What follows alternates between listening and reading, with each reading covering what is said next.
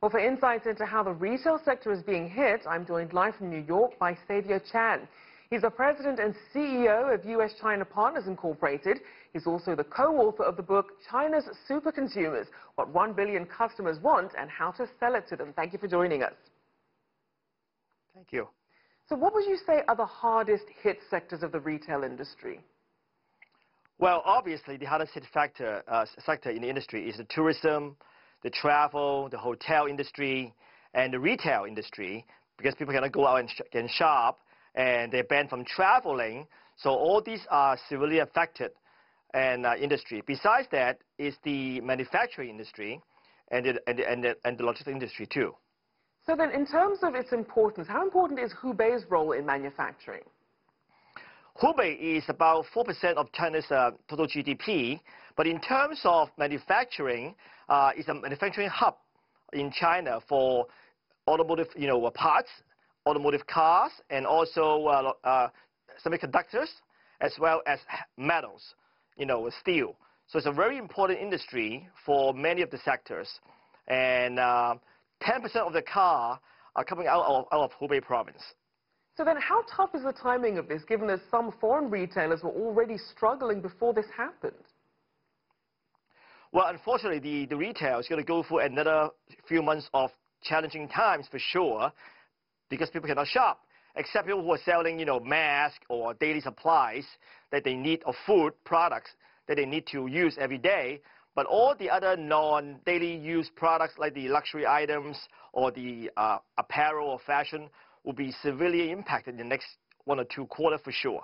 And we did see some stores either closing their stores and factories, or perhaps letting people work from home. What's your take on the retailers' responses to the outbreak so far?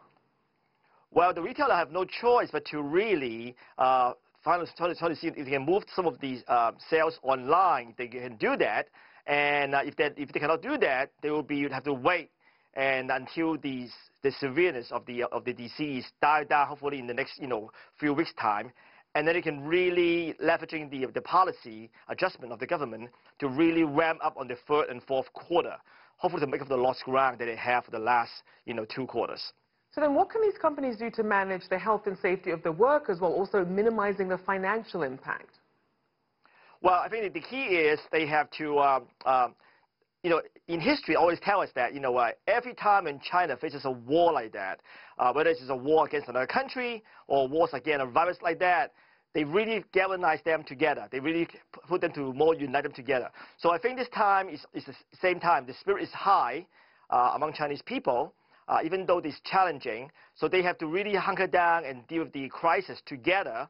And then, hopefully, after the virus peak has passed in the next month or 2, they can really resume to their previous, courses of growth in the next, the final 2 quarters of the year.